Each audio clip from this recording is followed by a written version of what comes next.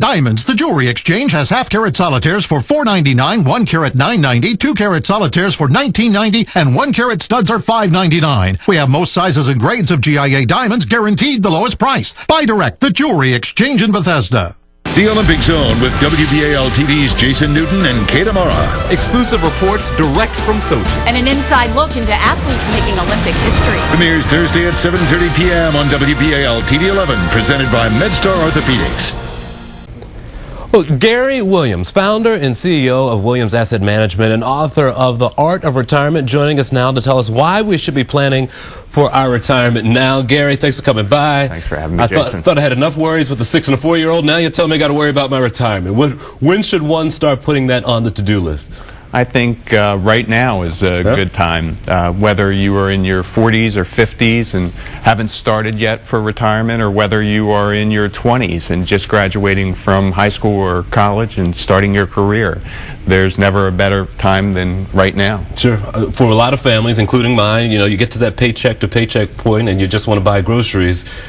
Is there a good way to set money aside without upsetting the apple cart when it comes to making it day by day? Yeah, I think there's really two different types of people that live paycheck to paycheck. Okay. There's the person that is going out to dinner once or twice a week, going out to lunch, spending money on entertainment, and then there's truly the person that's in that first example, they don't have anything left over at the end of every month. And then the other example is the person that is struggling to make sure that they can provide shelter for their family, food.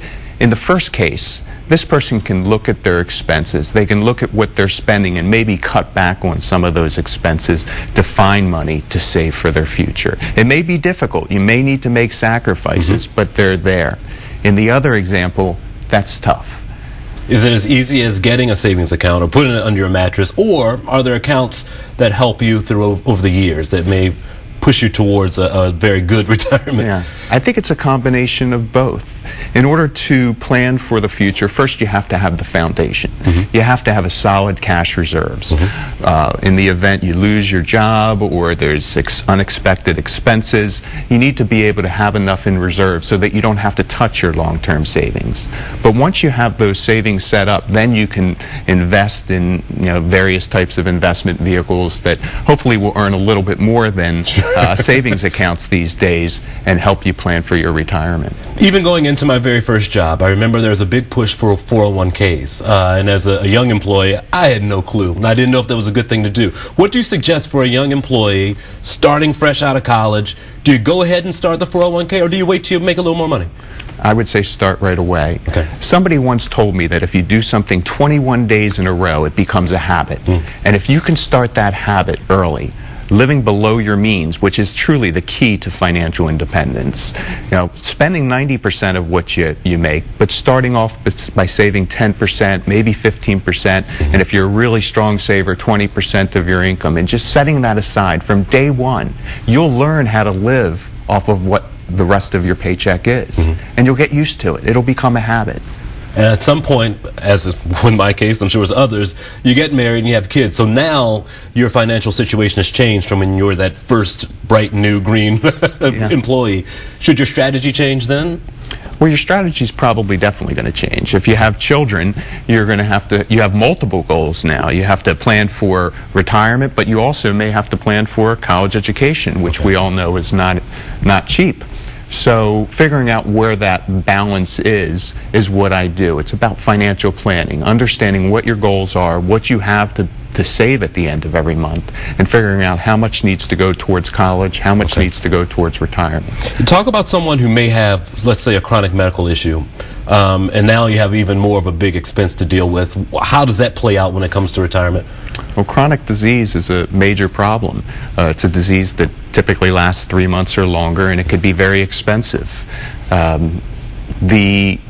According to the statistics that I've seen, just the average married couple living without medical insurance or without employer retiree insurance needs approximately $300,000 to $400,000 set aside just to pay premiums, co-payments, and prescription drugs. Throw on to the top of that long-term care costs, which average about $84,000 a year. And not everybody may need that type of care, but if you do, those costs can skyrocket. $1 million wouldn't be out of the question. But how do you address that?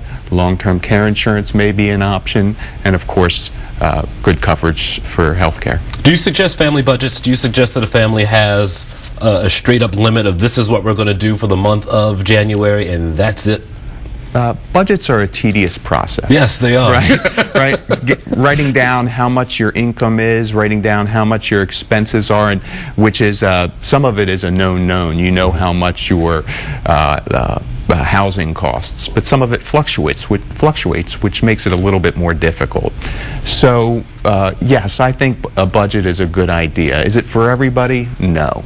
But if you're truly trying to figure out how to make ends meet, how to make sure you set aside a certain amount of money every month, a budget can't hurt, and it can only help. And once you've got us into the retirement range and you've reached that point, how important is it to keep track of your cash? And should you have a professional help you? Once you reach those years, is that beneficial to you? I think both questions are important. Okay. So, first of all, maintaining your cash. As I mentioned before, having a cash reserve is as important in retirement as it is prior to retirement.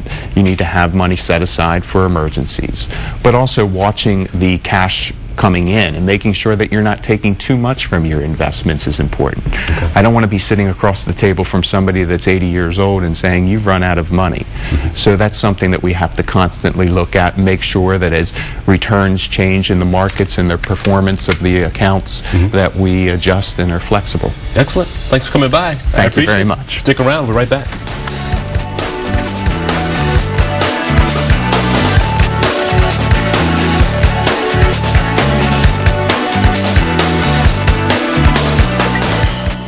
Live